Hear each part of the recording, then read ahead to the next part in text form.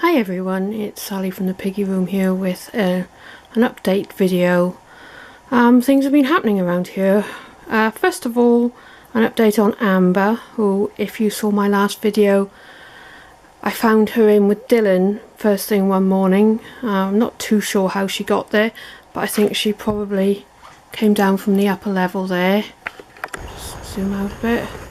And fell down into his cage.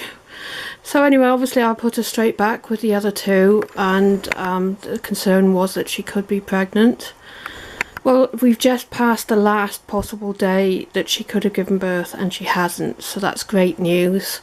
Even though I would love to have had some little piggies running around the place, because of Amber's age it would have meant that she'd have had to have a caesarean, which the chances are she wouldn't have survived. So obviously I don't want that. Plus there are enough unwanted animals in the world already without bringing a few more in, so all in all it's a good thing that she's not pregnant. Next is Dylan. Let's see if I can get nearer without spooking him. Dylan hasn't been very well. Just the last 2 days he's been sounding really chesty, and when he tries to eat he's been coughing. And he doesn't seem to be able to speak. I saw him trying to rumble at Poppy and just nothing came out, just this really faint little rumble. So I think he's got some sort of chest infection. He went to the vet yesterday and he's on antibiotics and anti-inflammatories. So hopefully he's on the mend. It's only been, what, just over 24 hours, maybe 30 hours since he had the antibiotic. And so I think it's a bit too early for him for it to be working really well. But he has actually come out to get some grass. I just put some grass in there and he's come out to eat that, so that's a good sign. So hopefully he's going to be alright. Well, Domino is fast asleep and I don't want to wake him up just for the sake of this video, so I'll just show you his cage while I talk about him. A couple of months or probably even longer ago he started scratching all the time and started either pulling his fur out or losing his fur. The obvious thing was that he might have got mites, so I treated him with a spot on for that. He improved a little bit and then he got worse again, so I took him to the vet. The vet thought that it was likely mites, so she injected him with a stronger version of the same treatment, which I think is ivermectin. And he had an injection once every 2 weeks, and he still got worse. He pretty much lost all his fur on his stomach and a lot on his back, and it was even thinning on his head, and he was just scratching non-stop.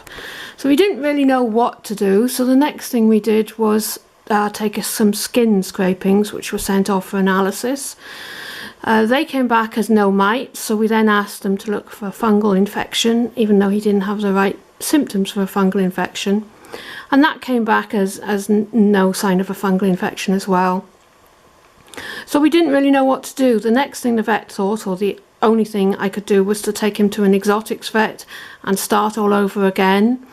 But to be honest, I thought, well, there's not a lot else it can be really, and as he's now well over 2.5 years old and looking really old, I thought, is it worth putting him through more tests or anything? So I was on the point of having him put to sleep when I came across an article on a website, I think it was called Hammy's World, which said that elderly hamsters, especially males, when their testosterone levels start to drop, then they can also lose a natural skin moisturiser they have, and their skin can go really dry and flaky and be itchy, and they would develop really bad dermatitis.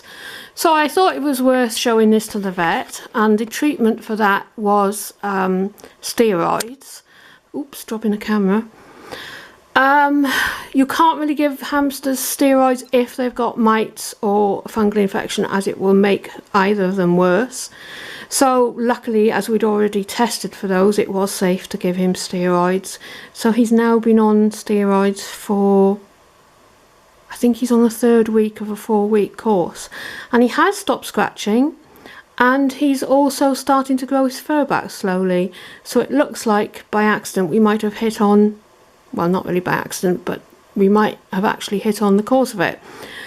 The vet had phoned up the exotics vet before I showed her this article, and the only thing the exotics vet could think of was that it was skin cancer, which does sometimes show the same symptoms as he was getting. So as it was a choice of just doing nothing, having him put to sleep basically, or trying the steroids, it was worth a go, and by the look of it we might have hit on a cure for it. I don't know what happens after 4 weeks, whether he will have to continue on steroids for life or possibly stop them, and then if he gets bad have them again. I'll just see what happens. At the moment I'm just glad that he's okay. And lastly, though it's not completely pig related, we've had our house on the market for the last 5 or 6 weeks, and it sold yesterday, and we've also had an offer made on another house accepted, so it looks like we'll be moving. It's not going to be quick.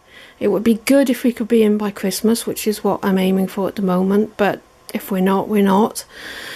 But in our new place there won't be a conservatory or a spare room to put the pigs, so they're going to have to go in the bedroom with us, which means completely redesigning the cages, as there's no way I'm going to get this in our bedroom. I think this cage is, I think it's 10 foot from there to that corner, and then another 5 feet over there. So there is no way that's going in another room. So I'm trying to figure out a way to do it.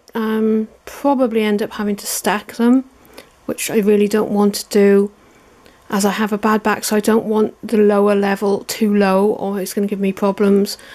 And then of course if you don't have the lower level low, then it's going to mean they're going to be pretty high, and then I might have to use steps or something to clean them out. So I'm still trying to work that out. I no doubt one day when I do, I will show you the results. But that's about all for now. I will keep you updated on Dylan. Hopefully he's going to be getting better now, though he has actually stopped eating his grass now, which is not a good sign, and gone back over there to go to sleep. The only good thing is I can't hear him wheezing today. Earlier this morning and yesterday you could hear him from the next room. It was that loud. So hopefully he's on the mend, but time will tell. I am worried about him. Well, that's all for now. Hey Minnie, what are you doing looking at me? Well anyway, thanks for watching, and bye for now.